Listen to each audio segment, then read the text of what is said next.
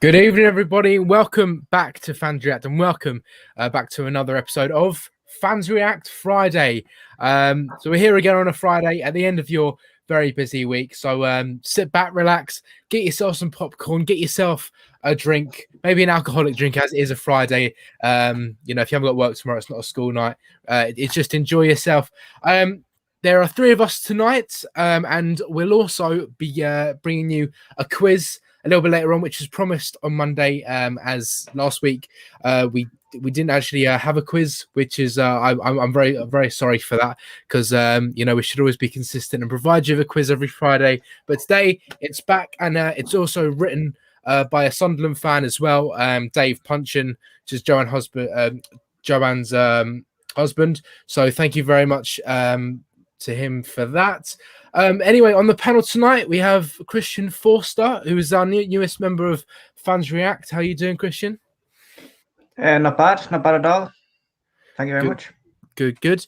And then we also have Ben Carr as well, with slightly dodgy internet. I have warned Ben tonight, just don't do any clapping, because we won't know what it is. So don't make any other noises, because we don't know what. Anyway, how are you doing tonight, Ben? Anyway. Yeah, no, I'm very well, mate. Very well. Looking forward to chewing the fat, having a couple of drinks, and talking things Sunderland. So yeah, looking forward to it. Excellent. All right, then. So on the live chat, I will say good evening to Acacia Cameron Jude, as always. Joanne Punchin, as always, as well. Ethan Dixon, evening, everyone. Get up.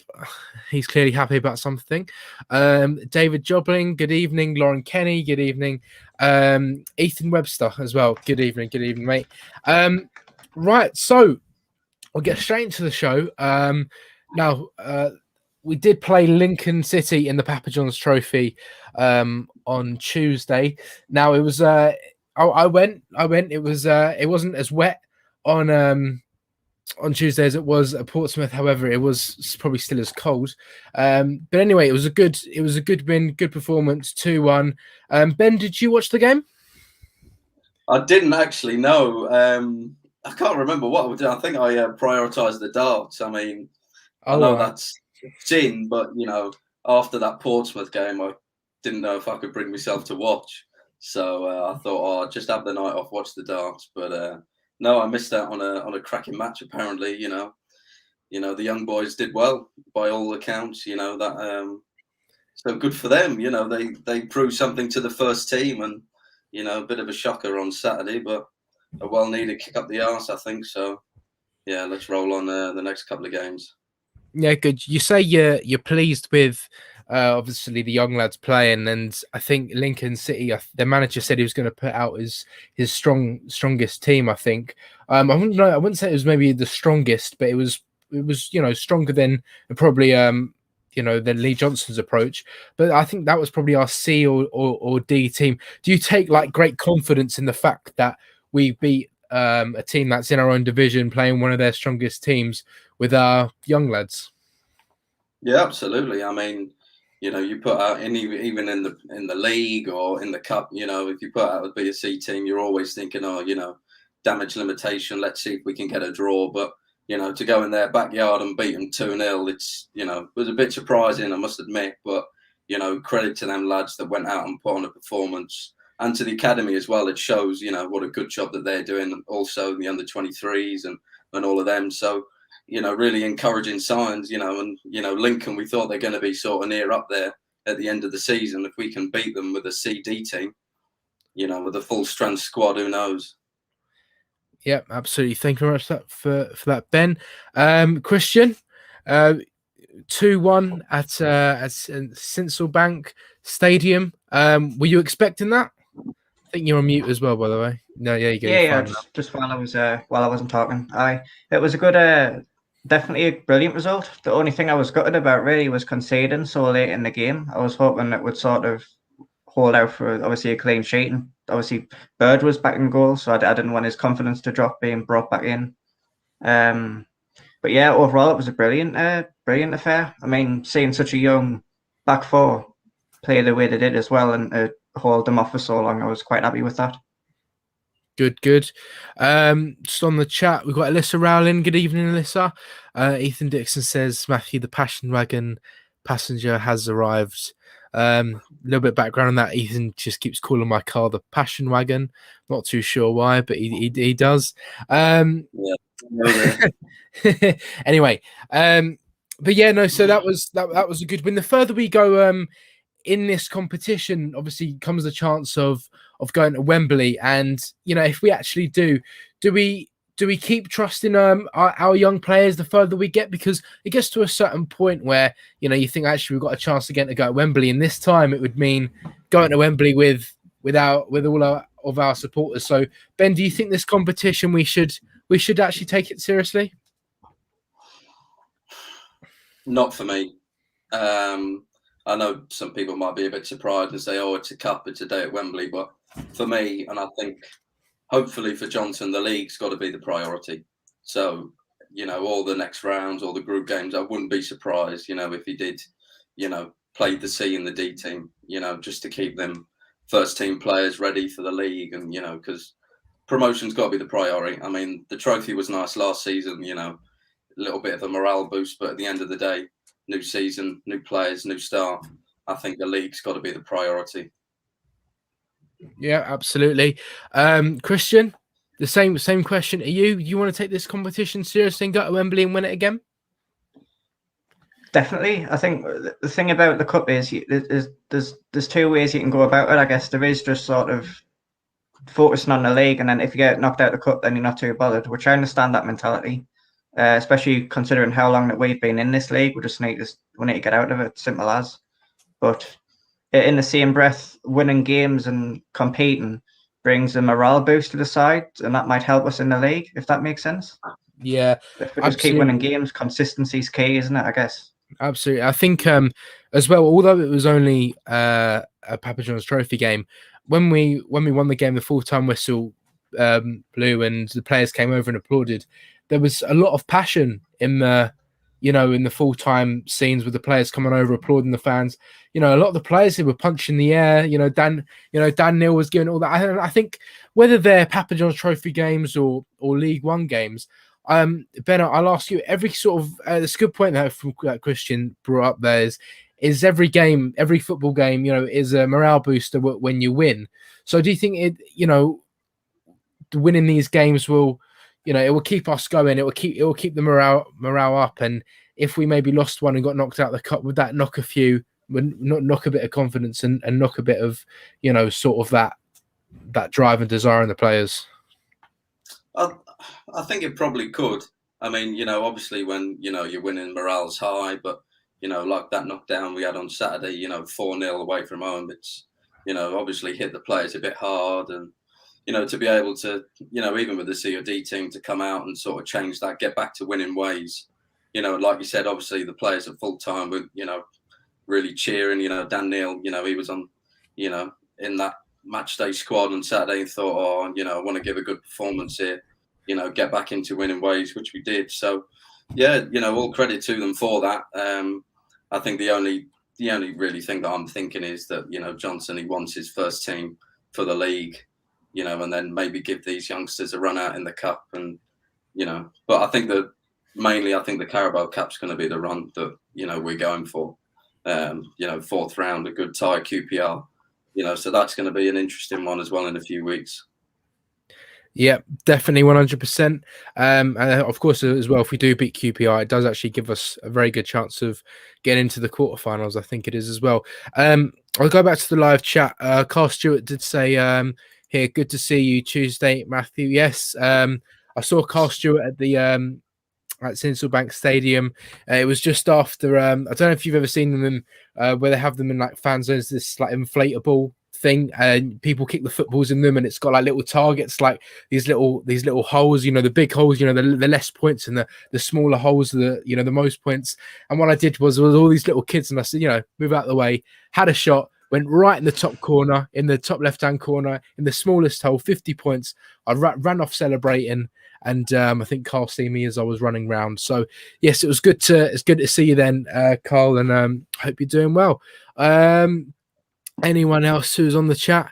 Facebook user apparently. Thank you for joining us. He's probably someone watching us from Facebook, as we are streaming to not only YouTube but Twitch, Twitter, and Facebook as well. He said next game, Man United under 21s, keep on winning. Yeah, we got to keep it up. So also another thing I wanted to touch on is the goalkeeper. So Lee Burge, obviously last season, our main goalkeeper in League One. Obviously my opinions on him, I don't really need to talk about him anymore, but I'll ask the question: in the cup games, have we sort of found where Lee Burgess has shined? Because on Tuesday, for me, he played really, really well. And I said to Graham after the game, Graham Redlead, right, I said, if he plays the Papa John's Trophy games and the Carabao Cup games, I said me and Lee Burge are going to get on just fine this season. Ben, do you have the same opinion on that? I think I do. I mean, we all know what Burge can do and what he can't do. So I think, with the likes of, a lad from Bayern Munich, he's obviously, I think Johnson wants someone who's a bit better with the ball at the feet. We know he's not as strong. Hoffman, he's sort of seen working on, pre-match sort of, they have them like rugby pads and they're like buffering up, when they're trying to take a high ball. So they know what he needs to work on. But I think he's been pretty solid. He's made a few good saves as well. Don't forget over the game so far. But I think Burge, I'd just leave him for the cups, really. Let Hoffman have the main priority of the league. Yeah, fair enough. Christian, do you have the same opinion as that as well? When it comes to Hoffman, I'm obviously a massive fan. He's been ridiculously good since he's came in. He's been one of the buys of the last few seasons for me. But I would probably play Burge against some of the, I don't want to underestimate them, but like some of the bottom half sides, maybe every now and then, just to see how good he plays. And then if he ends up playing really well, it could be some good competition. And obviously competition in the goalkeeper's position can be really good. Yeah, okay, fair enough. Everyone in the chat, tell us what your opinions are on Burge. Does he just stay for the cup games, or would you trial him in the league for any? I think the point Christian's making there is sort of the lower half teams, sort of maybe like Cheltenham on that Tuesday night, beating them 5-0. Do you play him in that game? Maybe. But then again, Christian, if you play him in those games, against the sort of the worst sides, then you kind of expecting that he won't be doing much all game, because we'll try and spend the game trying to hammer a team. So really, does it matter? Because whether you're playing Hoffman or whether you're playing Burge, they still might not have to do much. So is that just maybe a confidence thing for him? That's a good counterpoint. To be fair, any keeper like Hoffman, he will play brilliant in every game. He might have the odd performance dip, like every player does. They're only human. But if he just keeps playing really well, he'll just get better and better and go from strength to strength. So yeah, I'd probably keep Hoffman in. Yeah, I'd keep Hoffman in. And I think Hoffman's only, do we know how old he is? He's like 21 or 22 or something like that? 23, 22, yeah. 23. And I think Burge is just touching maybe 28 years old, 29. I'm not too you sure. got a youthful, skilled player who's learned from buying players, so you got to keep him in, really. Exactly. So you kind of ask the question, how much better is Lee Burge ever going to get? Whereas, if Hoffman and Burge are at the same level now, for me, Burge has got to be he's got to be the cup keeper without a doubt. But I think at least he's good enough. I think Burge is strong enough to play in those maybe the finals, like the Papa John's Trophy final. Maybe wouldn't play for the Carabao Cup final if we ever did get there, because that'd be a massive game for us. But I think at least you can trust him for those kind of games, because in previous years when we've kind of played a B team, we've taken out our goalkeeper, like with Reuter when we're in the Checkatrade Trophy, as it was then. We got the semi-final and left Reuter out, which meant Jack Ross at the time didn't have any trust, any faith in Reuter, and brought McLaughlin in. So Austin Hoffman, maybe. So we'll have a look what some people said about that. Joanne Puncher said she's not sure who Burge is, so that's a good start. Ethan Burge, yeah, okay. My dad said I would try or leaving him out forever. Alyssa said cup games 2 only. Hoff is too good to drop in the league. Yeah, I'd agree there as well. Acacia, I totally agree with Christian that Hoffman is much better for the league games. I would just play Lee Burge in the cup games as he did some really good saves during the Lincoln game. Yes, he did indeed. Okay, my dad also said Burge is all right as long no one has a shot at him. Brilliant. So, I think any of us could do that job really if no one has a shot at us anyway. So again, the game against Lincoln, is there anyone that played in that starting 11 who you think should get a shot, a chance at playing against Gillingham or even being in the matchday squad? Ben? I mean, there seemed to be a lot of good performances in the team. I think that is it Stephen Verne, the goal scorer? Yeah, I not sure how to say his name. Wern or Win or something like that. I'm not sure. Like that, isn't it? Yeah. I think what I've seen on sort of the extended highlights, he seemed to have a bit of the ball and made some decent runs. So I'm only really going off the highlights. I can't really give you someone obviously because I wasn't at the game, but from what I saw of him in little glimpses, he looked canny really. So why not? Yeah, fair enough. I think that was his professional debut as well. So it was good for him to get that goal. All he had to really do was just run it in, which I think he did with his stomach. So it was fair enough to him for that. And to be honest with you, I thought when he came on, he did play very, very well.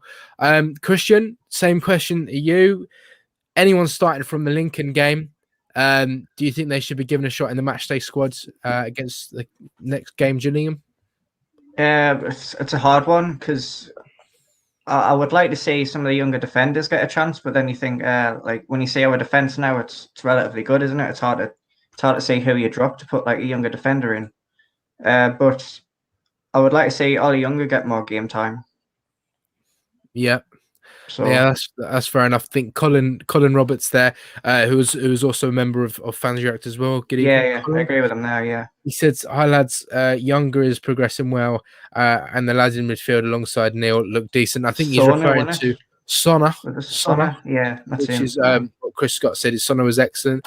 Yeah, he was. In my opinion, to be honest, I mean, he was okay. I mean, he was okay, to be honest. There's a lot of you. Obviously, you can tell a lot of their game needs improving to get them up to that standard. But that's what the under-23s are for. That's what the Papa John's Trophy is for. But yes, I think with him it was just sort of that. It was a bit of urgency because you got the ball and you're like, well, come on. You had wingers making runs, and I think what Dan Neil is starting to do, he's been doing this season, is bringing the ball out really quickly. So I think Sonner probably needs to get that side of his game, but there's clearly potential there. My dad says Younger will be better when he's older. Yeah, very good. Yes, and Colin said agreed, Paul. But anyway, before the Gillingham game, we are playing Man United under-21s from the Stadium of Light. Now this is going to be played on a Wednesday night rather than a Tuesday, and I think Lee Johnson wasn't pleased that it's on a Wednesday because when you kind of play on a Tuesday, it gives you at least those few days for rest till the next league game. But on the Saturday, it's not like we've got another home game. We have to go all the way to Gillingham in Kent, which is a very long way. So I'll ask Ben first. Do you risk playing any? Obviously you have to really the first team players in that team, and out of those first team players, like who would you play? I think it's a tricky one, isn't it? Really, I think I'd probably see maybe Hume starting. I know he's not sort of in that sort of first 11 at the minute, but I think he'll certainly be on the bench when he's fit. properly fit. I think maybe Neil might play, maybe O'Brien might play again. I don't. It's tricky. I don't really see that many of the first team playing because I think he wants that full team for Saturday for Gillingham. So yeah, maybe the likes of O'Brien, maybe Neil, but I think that'd probably be it for me. Yeah, fair enough. Christian, what players? I mean, if any, do you risk playing any on the Wednesday that might start at Gillingham? Yeah, it's a hard. It is a hard one, like Ben said. I'd probably play Aidan O'Brien. I might bring Dan Neil on for a start. Yeah, and I'd probably play Pritchard again. Just because I want to win and progress in the cup. Yeah, but that's the thing, though, isn't it? I think we've got to be careful about Neil because Neil can be very, very effective in the league games. And Johnson made he admitted as well it was a mistake bringing Luke O'Nien on, who when he came on five minutes into his time coming on the pitch, he got an injury. I think he got a bit of a dig in the ribs, and it wasn't his shoulder, thankfully, which I thought it might have been. But it wasn't. So I think risking players for what is kind of a meaningless game, because in a way it's only a group stage game. If we lose, we're not actually out of the cup. So I'm not too sure. I myself would risk Dan Neil for that matter. So Embleton also was brought on as well. So I think we've just got to be careful because we'll go to Gillingham. And as we've seen from previous years, what we thought might have been an easy game can always turn out to be, a lot more of a complicated task than we originally thought. So I think we've got to have everyone fit and ready for that game. Do you agree with that, Ben? Yeah, absolutely, mate. I think this league is full of surprises, and fourth season here, we certainly know what we're in for. On their day, any team can beat us. You look at Portsmouth, hadn't won since mid-August. We think we go there, we're full of confidence, we'll do a deal on them and then get battered 4-0, So, Gillingham, they're always a bit of a gritty team. So it'll be a good test for them, I think. But, hopefully we'll come out on top. But, like I said, this league is it's any man's game at the minute. Yeah, definitely, 100%. And Colin has just said something interesting in the chat as well. Pritchard definitely needs the game time. Looks a bit off the pace, and not have been disappointed with him so far. Now, I'd actually agree with that as well. So Pritchard for me would probably be a player that I'd want to play on Wednesday. Christian, what do you think about Pritchard so far? I think he's definitely got an eye for a pass and everything like that. I just think he's a bit rusty. It's been he needs to run the games really. Yeah. I think so, because he bought for about wasn't it £10 million or something like that from Norwich for Huddersfield? Yeah. I believe it was a fee a little bit like that, and you can, when I'm watching him, I can kind of see. Well, I do see why he's now ended up sort of in League One, and dropped out of, it was bought for a Premier League team. Ben, Alex Pritchard has he been a little bit disappointing for you as well? I think he has. Certainly underwhelming. Obviously he's got a lot of talent. I think you can probably see that. You just have to look at his history. He was a £10 million player at one point, so he's certainly got it in his locker. Like Christian said, he's certainly got an eye for a ball.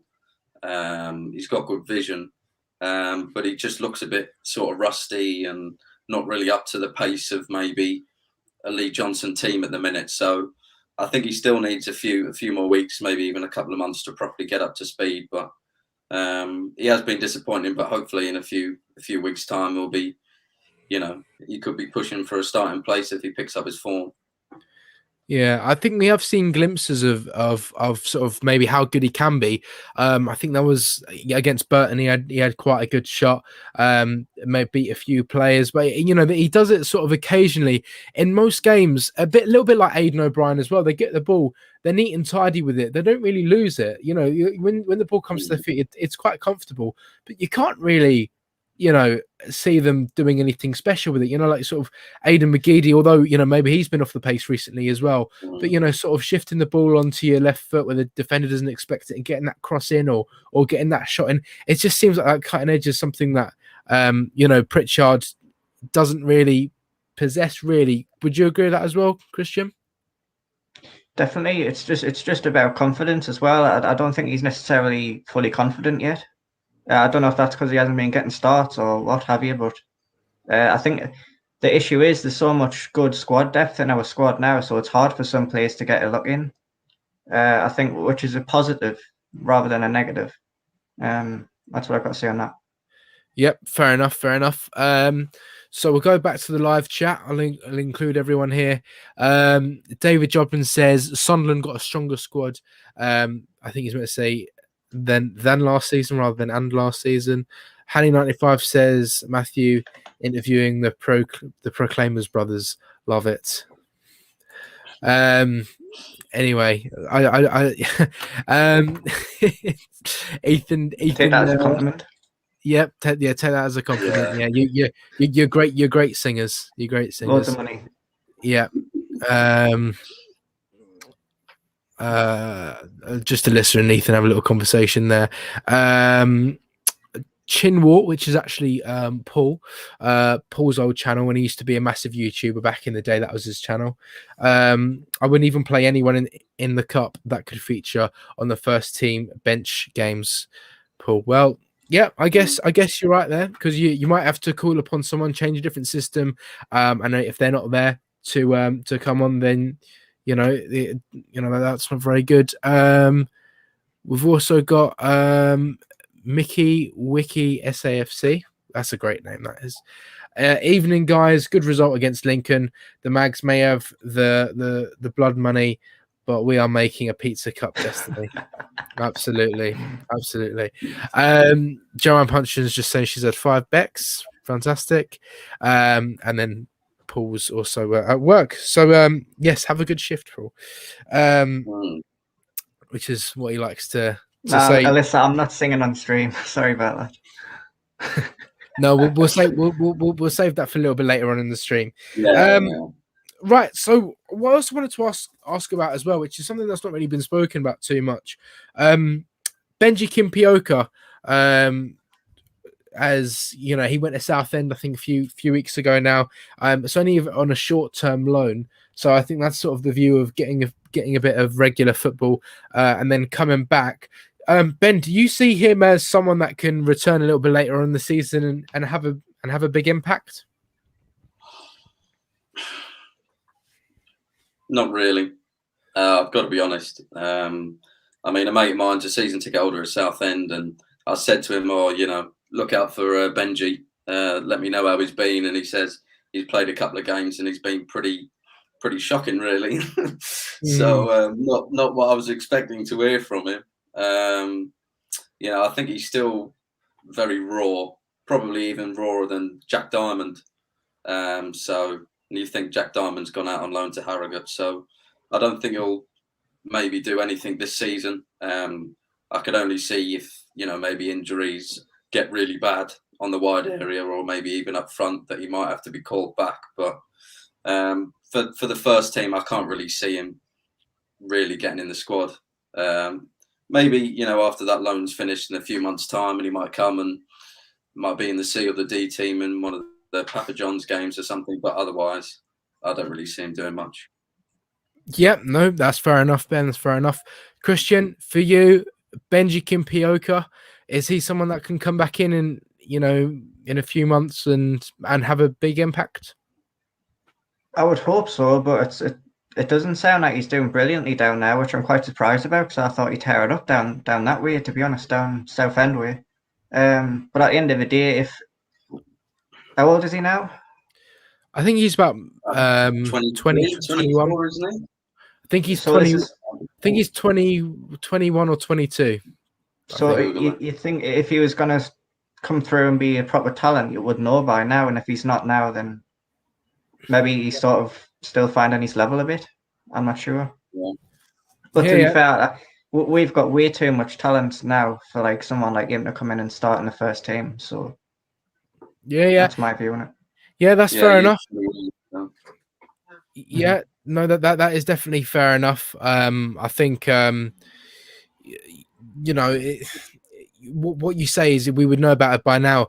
That's the thing, and I've gotten a few little arguments on Twitter, mostly with the Jack Diamond Defence League. But it's usually like when I say age doesn't usually it shouldn't matter football terms, because it's not about how old you are, it's about how good you are. Callum Doyle, who's just turned 18. He's put his stamp down, and he's shown why he should be starting week in, week out. Same with Dan Neil as well, who's 19 years old.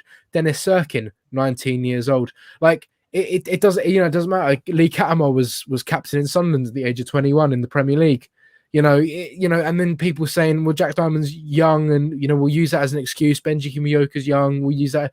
It's not an excuse for me. If you're this old and you're playing in the team, you should be good enough. And I think I saw a comment there from Colin Roberts. He said, I genuinely don't rate him, saw him at Torquay and was poor. I think this will be his last loan before moving permanently. And also as well, I think I saw him at York City as well in the friendly, and I mean he was really poor. I think he gets the ball, and he has a lot of energy, and he's quite a fast runner. And then fans might see that and they go, oh, that's good, a bit of pace, a bit of energy, but it's about what you do with the football. He runs around really erratically and doesn't really do anything. And I think one of the first times I ever saw him come on, I think Jack Ross liked him, and he had quite a lot of faith in him. And he brought him on, and I literally, I think he 2-foot someone within the first 5 seconds of him coming on, and you just think, what are you doing? So yeah, bit of a hothead. Yeah, maybe the longer he stays at Southend, the better. It's just saw Joanne say hit the like button. I think we're on 42 thumbs up. I think eventually we want to start getting to about 100 likes in the stream, because we just really appreciate everyone coming on. So if you like us, leave us a like. If you don't like us, dislike. But yeah, no, thank you very much for interacting with the channel. So yes, Acacia's saying 20 likes so far. 20 likes. I think you might have to refresh your stream there, Acacia. Yeah, everyone's feelings on Kimmioka is not great. Jack there is very straight to the point.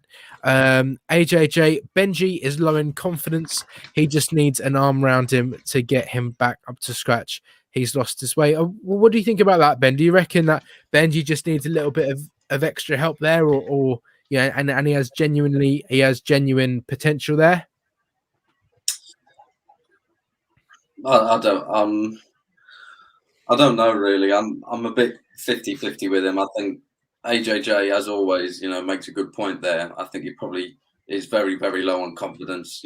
Probably thinking dropping down the leagues.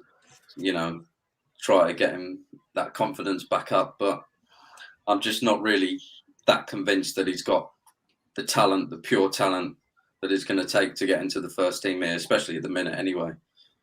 So yeah, I'm not too sure. I'd agree with it. He's lost his way. I think, like you said, Ross, he did like him at one point, but sort of last couple of seasons, he's just sort of gone down and down. So we'll see. I hope it does. Seems like a nice lad. I hope it works out for him. But, at the end of the day, you've got to be good enough to be at the club. Yeah, absolutely. 100%. Christian, do you think Benjamin Kimmioka has like genuine potential and needs an arm around him? I'm going to have to agree with everyone else, sort of. I don't really have the faith in him. I mean, I have seen quite a bit of him over the past sort of couple of years, and he comes on and not for me, no, unfortunately. We've got other talent. That Harris looks quite good, actually, to be fair. Yep. And a couple of the other lads. Yeah. Yep. Fair enough. I'll just say hello to Steve AM13. Stevie, he says, "Hi Matthew, good to see you Tuesday night. Good win too." Yep, Stevie, he loves watching our channel. He always says hello when we're at the matches, and thank you him and his son that watch. And they're the ones who always have the dodgy names on Kahoot as well. So that's normally them. He's also as well best mates now of the Lincoln Stewards, as they were getting on very, very well during the game. Anyway, James S said Hoffman looks dodgy at times. He is overrated. Well, that's fair enough. Yes, Steve just commented again there. It's good to see. Yeah, he met Graham as well. And yeah, Graham enjoyed meeting you as well, Stevie. Alyssa says maybe he had a lot of pressure on him. Seemed to be constantly compared to Madja, which were big boots to fill. Now, Madja was, I think Madja was a classes above Benjamin Kimpioka. I think they're actually the same age as well. And, you know, I think they're also two different players as well, because I think Benji was sort of meant to be that tall, fast, sort of a winger type, whereas Madja was sort of that lone striker. So yeah, I'm not too sure about that. Christian, what do you think about that? Do you think that he was maybe expected to fill the boots of Madja?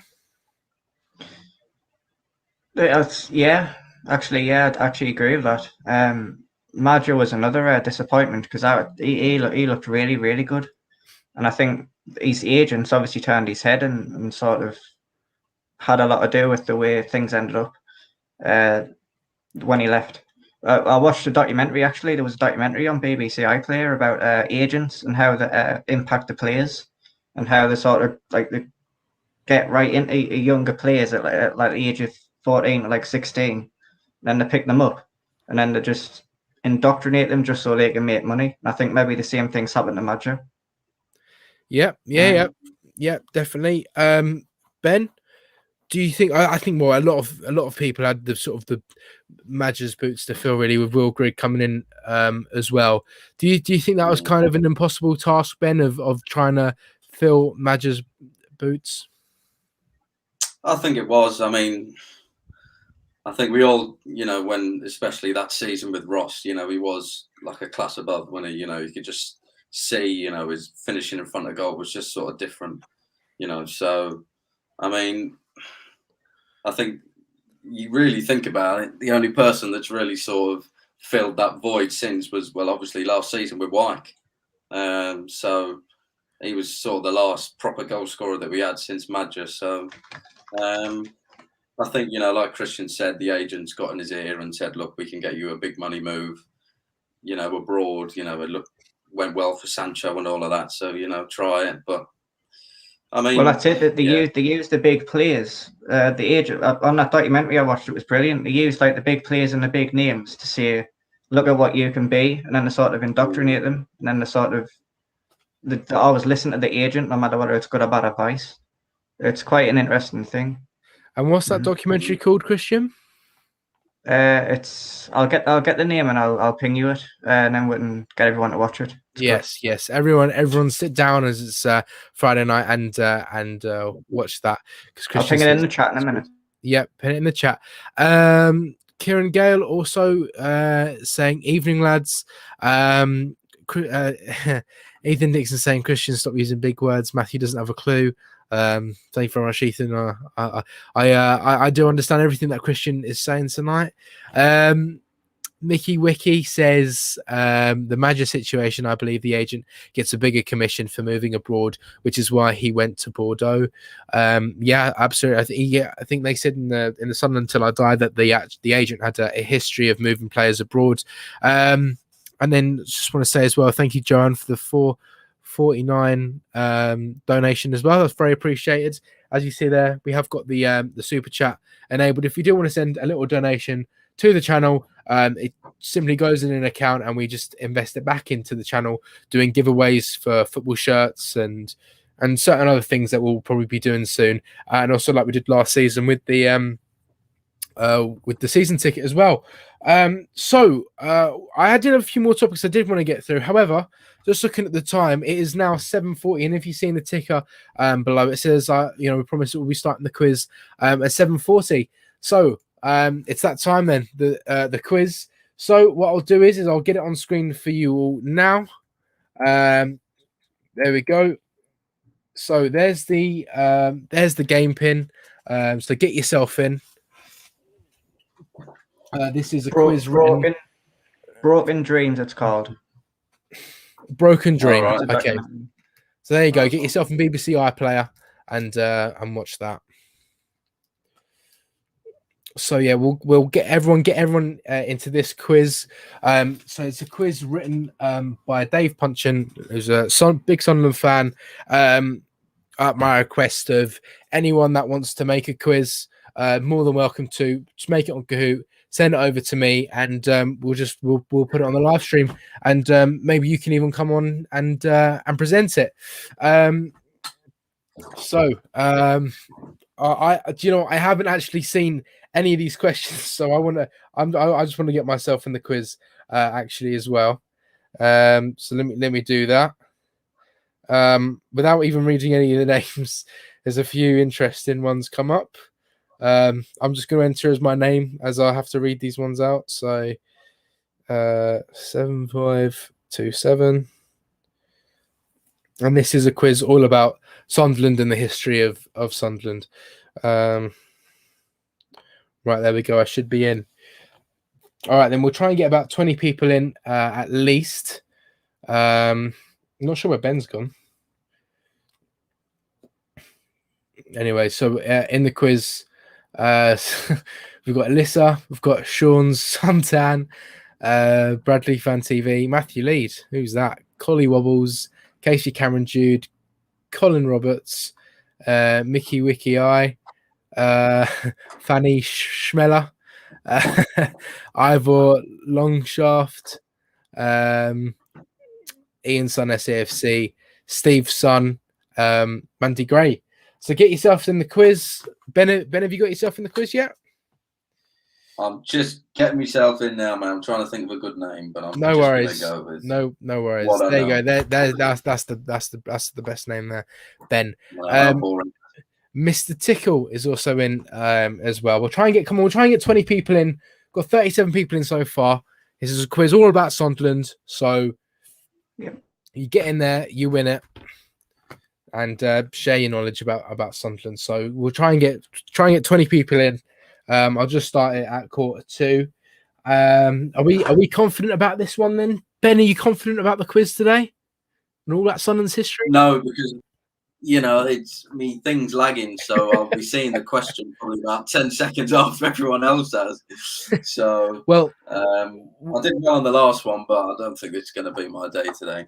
Well, to be honest, we see the questions, Ben, about 10 seconds before everyone else sees it. So I think we are at a small little advantage. So if any three of us do manage to go number one on the podium, we'll just the winner will be whoever's behind us who's been watching. So come on, guys, get yourself in the quiz.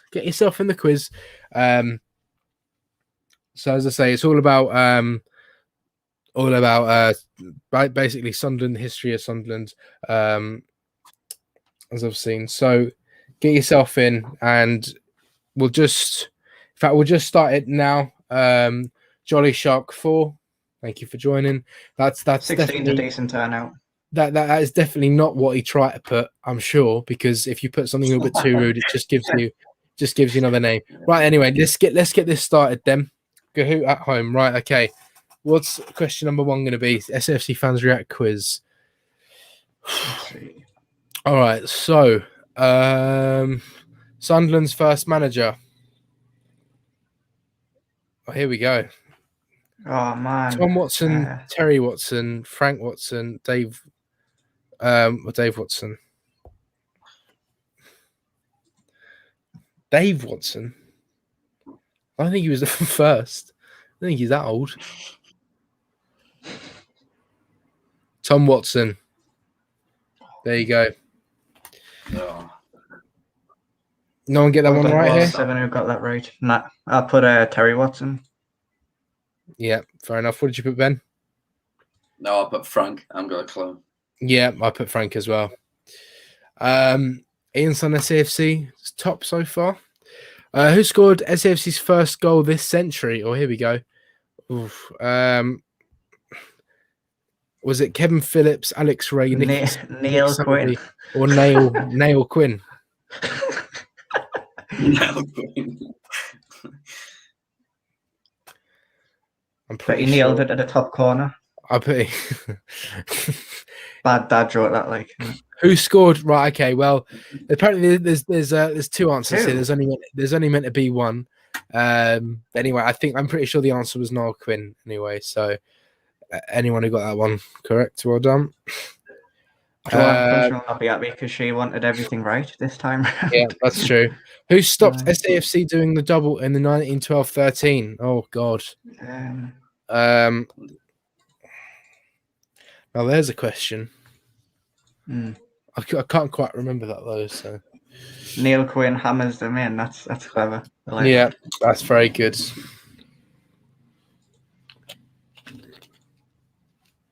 Oh, get in. Got it right. I got it right. Brilliant. Ben, by the sounds of that, you didn't get that one right. I did, yeah, finally. Oh, you did. Oh, you did. Brilliant. I did, yeah. Bit of an educated guess. Brilliant. Ian's on SAFC. He always seems to do quite well on the quiz. So, true or false? Reading were SAFC's first opponents in the 1973 Cup run. God, the only other team I know Sunderland played in that Cup run was Arsenal, and that was in the semi-final. That was it, and obviously Leeds in the final. But apart from that, I'm not too sure. Yeah. False. It was false. I couldn't tell you. No. If anyone knows who it was in the first round or the first opponents in the Cup run, let us know, please. Oh, look at that! Who's top? Oh, get in. Who's top?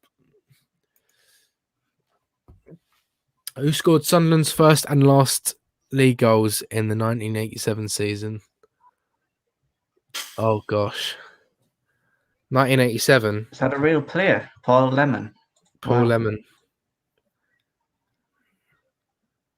I don't know.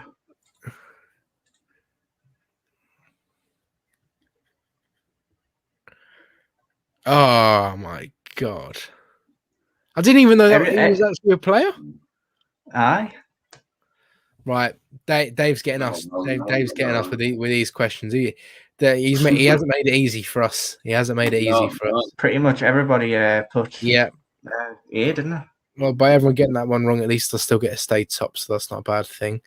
In 1975-76 season, how many home league games did SAFC lose? Bloody hell. Oh, actually, I think I know this one. Oh, that was a good season, wasn't it? I think it was an invincible season as well, wasn't it? I think so. Look at that. Oh, get in. Should still be top. Yep. Isaac Hunt has made his way to fifth. Who scored the winner in Peter Reid's first game as Sunderland manager?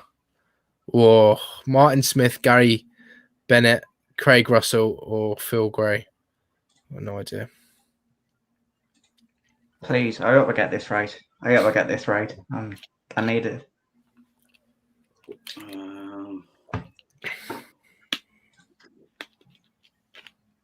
Yes, get in. Did you get that one, Ben? I'm a shocker. Absolute shocker. First one I read. Jack says he can't get on. All you need to do, Jack, is just go on Google, just type in kahoot.it and then the game pin. Put in the game pin, and it's the one bottom right there, 219757527. Put that in. So okay, right, should stay top. Who did SAFC sign Ian Porterfield from? Was it Wraith Rovers, Celtic, Ross County, or Rangers? I think I've got this right. Fingers crossed.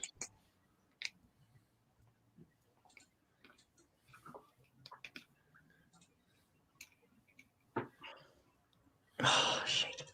So I literally went with the one I thought it wouldn't be, but Wraith Rovers apparently the right answer. Oh. However, Ian Porterfield did have 2 spells as manager of Sunderland in the 70s, obviously when we won the FA Cup, and also in the 80s as well. So but I'm guessing that is when he came to us. I wish that question was on. When did he have his 2 spells? Because I'd know that question. Yeah. Maybe next time. So, question number 9: who was Sunderland's shirt manufacturer when they won the league in 1987? Was it Umbro, Nike, Hummel, Patrick? I'm pretty sure I've got this. Same here, I think. Yeah. Oh, actually, no, I don't know now. No, it's one of them. It's got to be Hummel, isn't it? Oh, hey, man. It's not going well. You've got to be joking me. Right, well, apparently it's Patrick. I thought initially... Not a very creative name, is it? He just put his name where extra T in of that company. Yeah. Initially, I thought it was Hummel. Then my mind switched to Umbro. But apparently it was Patrick. So thanks, Patrick. Cheers, Patrick, lad. Yeah, cheers. Another true or false. Here we go. Joe Bolton was SAFC sub in the 1973 final.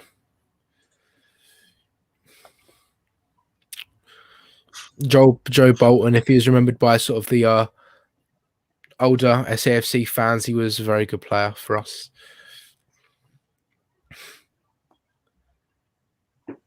Get in. No. Wow, I've jumped up in 9th from 14th. No one's doing well in this quiz. Ben, where are you in the quiz? I'm in 11th. Okay. Not doing very well. It's not too bad. Not too bad. Yeah, it could be bottom. Yeah, exactly. 1992 FA Cup run. Who did SAFC play in third? Oh my god. Oh, I've just pressed West Ham United. What? Yeah. Did we play Oxford United, Southend United, Port Vale, or Wet United? There's a joke there, but I'm not going to make it because it's before Watershed. Oh, I did pick the right one. Port Vale. I thought it was. Yes, it wasn't Wet Ham United. Oh dear me. Right, okay. I tell you, I'm doing well here. To be honest with you, I'm just guessing most of them. Right. Who was SAFC's first league opponents at the Stadium of Light? Oh, this one's easy. I could tell you this in my sleep. 3-1, the final score was. Oh, no, it wasn't. 3-0. 3-1 or 3. I don't know. 3-0 or 3-1. I know we scored 3. It might have been 3-1. Yeah, 3-1. Yes, Manchester City. Goals from Niall Quinn and 2 others. Anyway, right, let's have a look. I'm still top. Brilliant. The 2014 League Cup semi-final against Man United. Who scored SAFC's first penalty in the shootout? Because only actually 2 Sunderland players. I remember 2 Sunderland players scored in this shootout. And it was Key and Alonso, but I'm not too sure which one. I think it was Alonso scored first. Yes. Aye. I knew it. I had it right, but I was doubting myself. All those 4 players there took a penalty. Craig Gardner took it first and blasted it over the bar. Then Fletcher took second. Poor penalty. Then obviously it was Alonso scored top right, and then Key as well top right. And yeah, that was one of the worst penalty shootouts of all time, but we still won. Right, okay, next. Another true or false. Here we go. The first league goal conceded at the Stadium of Light was a free kick. Well, God almighty. Bloody hell, Dave's done us over here, hasn't he? He has. Blimey. Joanne says, to be honest, you can never tell with DP if he's taking the water That is a trick. or if he didn't have his glasses on. That question was cruel. Cruel. Yeah, that was pretty tough. I was still getting these correct, you know.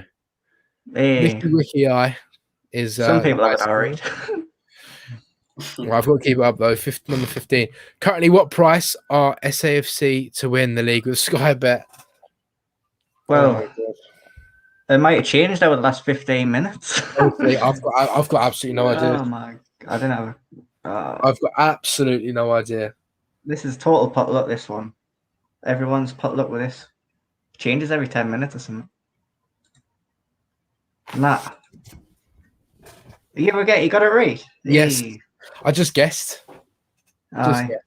I wasn't too You're sure. doing very well if you've just been guessing all these, Matthew, you know. Well, apart from a few, like Man City at home and then penalty shootout. But there, I literally had no idea. True or false? I mean, look at that. Junior Montgomery has made the most. Come on, this is a well-known fact. This is. Mm.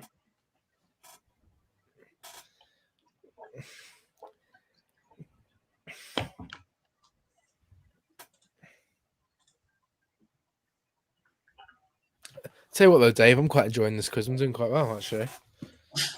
I've jumped As I say, only apart from Sunderland, I don't really know anything else about anything, so this is actually pretty good for me. This is proving I quite like this. Right, next question.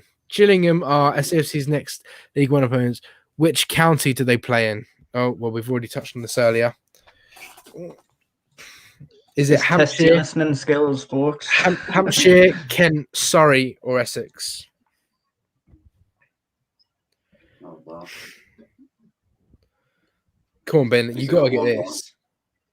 Yeah. Yeah. Yes, they play in Kent. 2 people put in Hampshire, 2 people Surrey. Surrey's the completely other side. Essex is just above the River Thames, and Hampshire, no, not Hampshire. So yes, in Kent. 6th place now. Bloody hell, I'm storming up the league here. Right, how are? Right. 18. Newcastle 1 on 4. Gary Ross got a hat trick. Who scored the other goal? Oh my god. Was it Bob Lee, Kevin Arnott? I'm just going to put that. Wild Rostron or Wayne Wild? What sort of first name's that? Sorry to anyone called Wild who's watching the stream, mate. Sorry. Dave might have to. I got that one wrong. Dave's had a couple of plans I have to go back to Vision Express or something like that. Soon. Bob. So the answer was, it was the fella in green. I put Kevin Arnott, as did most people. My dad would probably like this quiz. He'd probably get 20 out of 20 on this. Question number 19. Who was SAFC's record home attendance against? I'm torn between 2 and time running out. I've got it wrong. I think it was Derby. Not I'll put Newcastle. I think it's Derby. Yeah, it's Derby. I put the wrong one. That was very even across the board. That 5. Tell you what, if I don't win now. Oh, Ian's catching up here. Ian's catching up. 6 in a row. Get in. Hey, well, 6 in a row. Right. When we took Matthew for a Chinese, how many dumplings did he leave? What? Actually, I don't think you lose because of this question. Then I'm pretty sure what the answer is. I'm pretty sure. I'm pretty sure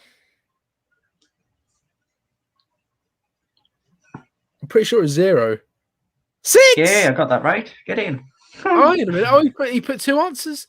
No, the actual answer was 0. I mean, look at me. Does I look like a person's going to leave 6 dumplings? I don't. I left none. They were very, very nice. But yes, no, I really appreciate it. Lovely Chinese in Chinatown after work for me. So yeah, Kind of eat Chinese, like it's my favorite. I was pretty sure that the answer was 0, because I do not remember leaving any junk, because they are my favorite. Anyway, enough about food. Right, okay, let's look at the podium. 3rd place, Ivor Longshaft, well done. Ian Sun SAFC, go on, you can clap now, Ben, you can clap. And now it's Matthew Lee. Well done, Matthew. Well done. Ian Sun SAFC actually got 14 out of 20, and so did Ivor as well. So in actual fact, we all kind of were drawing there. It's just I answered before, which meant I got more points. Bloody hell, yeah, all 14s across the board. Yeah, but anyway, no, thank you very much to Dave for writing that quiz for us. It was, I mean, I found it, quite enjoyable. Ben, did you find it enjoyable? Yeah, it was not one of my best quizzes, but yeah, good crack. Fair play, Dave. But put your glasses on next time. Yes, good. Christian, what did you think of the quiz? Are you happy with that? Entertaining. I mean, I didn't do great, but it's all about having a laugh at the end of the day, and we did. So success for me. Absolutely, yeah. And I believe as well you've got the quiz as well for next Friday. Yep, 10 SCFC questions, should be good, and then 10 general knowledge questions, quite varied, the general knowledge, so it should be a good laugh as well. So yeah, I have a feeling I might do well at the first half of that, but the second half I might embarrass myself a little bit. But anyway, no, I mean, we're at the hour mark. We have pretty much reached the end for Fans React Friday this evening. So thank you very much for, first of all, Ben, for coming on. Thank you for coming on this evening, Ben. Yeah, no worries. Thanks for having me again. No worries, mate. No worries. And also Christian Forster as well. Thank you for coming on as well. No problem. Thank you for the stream. Excellent. Yeah, no worries. So obviously tomorrow there's no Sunderland game, which means we aren't going to bring you any match day content, which is not great for us really, because it's very popular with a lot of people, and we love doing it. So I think that we will be doing post-match interviews after the Gillingham game, but anyway, we'll see you before then. But we'll see you again for Mac and Monday on Monday, and then Fans React Friday next week. So yeah, everyone, thank you for watching, and take care. Enjoy your evening. See ya. See you all later. Bye.